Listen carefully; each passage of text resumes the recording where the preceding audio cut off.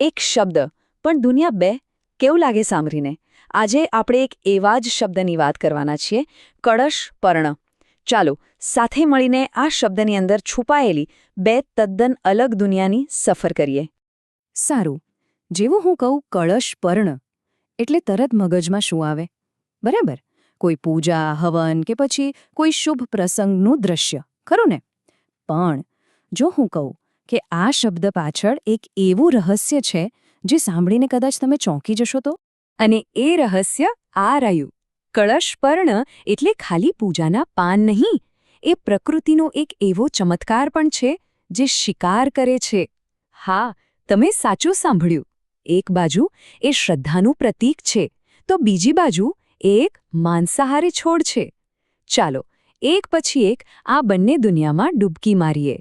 તો સૌથી પહેલા વાત કરીએ એક કળશ પર્ણની, જેને આપણે સૌ સારી રીતે ઓળખીએ છીએ, એટલે કે એનું પવિત્ર રૂપ. હવે જ્યારે કોઈ ધાર્મિક વિધિ હોય ત્યારે કળશ પર્ણનો અર્થ થાય છે પેલા આંબાના પાન, જેને પાણીથી ભરેલા કળશના મોઢા પર ગોઠવવામાં આવે છે. પછી એની ઉપર એક નાળિયેર મુકાય અને બસ થઈ ગઈ કળશની સ્થાપના. અને આ આખી રચનાને આપણે ખૂબ જ પવિત્ર અને શુભ માનીએ છીએ. મોટે ભાગે તો આંબાના પાન જ હોય છે. કેમ? કારણ કે એને ફળદ્રુપતા અને શુભતા સાથે જોડવામાં આવે છે. પણ હા, ક્યારેક અમુક ખાસ પૂજાઓ હોય ને તો એમાં પીપળાના પાન, જે જ્ઞાનનું પ્રતીક છે, અથવા તો શિવજીને જે ખૂબ પ્રિય છે એવા બિલીપત્ર પણ વપરાય છે. આમ જુઓ તો આ માત્ર પાંદડા નથી, એ સુખ સમૃદ્ધિ અને પોઝિટિવ એનર્જીનું સિમ્બોલ છે.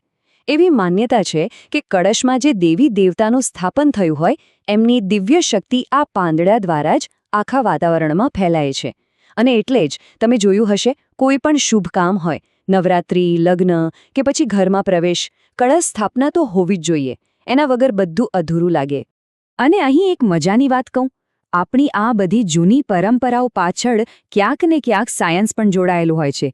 વૈજ્ઞાનિકોએ પણ શોધી કાઢ્યું છે કે આંબાના પાંદડામાં એન્ટીબેક્ટેરિયલ ગુણ હોય છે. મતલબ કે એ આસપાસની હવાને શુદ્ધ કરે છે. છે ને કમાલની વાત? તો આ તો થઈ એક વાત. પણ શું કળશ પર્ણની કહાણી અહીં જ ખતમ થઈ જાય છે? ના, આ તો માત્ર અડધું સત્ય છે.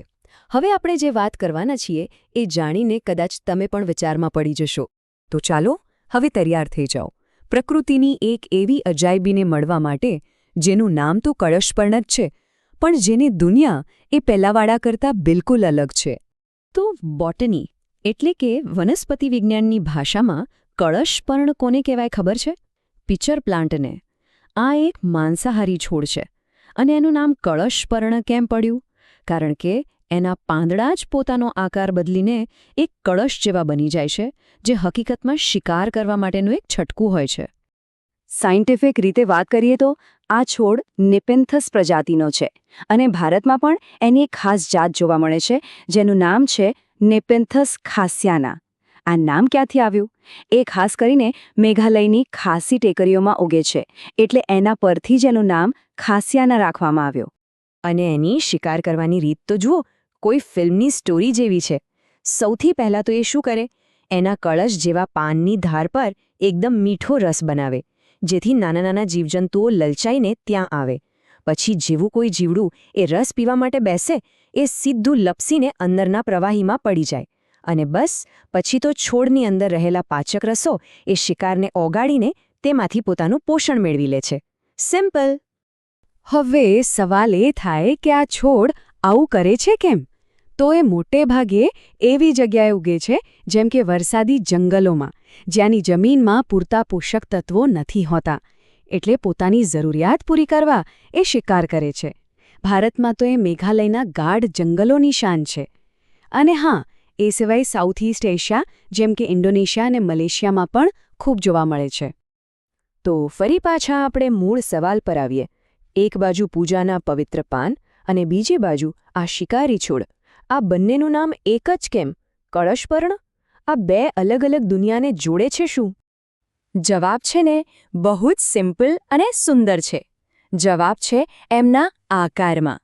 તમે જ વિચારો, પૂજાનો જે પવિત્ર લોટો હોય જેને આપણે કળશ કહીએ છીએ, અને આ માંસાહારી છોડનું જે પાંદડું છે જે શિકાર કરે છે, બંનેનો આકાર કેવો છે? બરાબર કળશ જેવો. બસ આ એક નાનકડી સરખામણીએ આ બે તદ્દન જુદી દુનિયાને એક જ નામથી બાંધી દીધી. આના પરથી ભાષાની તાકાતનો અંદાજ આવે છે નહીં, કે કેવી રીતે ખાલી એક શબ્દ પોતાની અંદર સંસ્કૃતિ, શ્રદ્ધા, પ્રકૃતિ અને વિજ્ઞાન બધું જ સમાવી લે છે. આજની આપણી આખી ચર્ચાનો જે સાર છે તે આ એક વાક્યમાં સમાઈ જાય છે કે કળશપર્ણ એ ખાલી એક શબ્દ નથી, એ તો એક બ્રિજ છે, એક એવો પુલ જે શ્રદ્ધાની દુનિયાને વિજ્ઞાનની દુનિયા સાથે જોડે છે, જે એક પવિત્ર વિધિને પ્રકૃતિના એક અદ્ભુત જીવ સાથે જોડે છે. એ આપણને યાદ અપાવે છે કે બધું જ ક્યાંક ને ક્યાંક એકબીજા સાથે કનેક્ટેડ છે. તો જતાં જતાં એક સવાલ છોડીને જાઉં છું. જો એક કળશપર્ણ શબ્દમાં આટલી બે અલગ દુનિયા સમાઈ શકતી હોય, તો વિચારો આપણી ભાષામાં બીજા એવા કેટલા શબ્દો હશે જે આવા કેટલાય રહસ્યો પોતાની અંદર છુપાવીને બેઠા હશે. આ વિચાર જરૂર કરજો. ફરી મળીશું આવા જ કોઈ રસપ્રદ વિષય સાથે.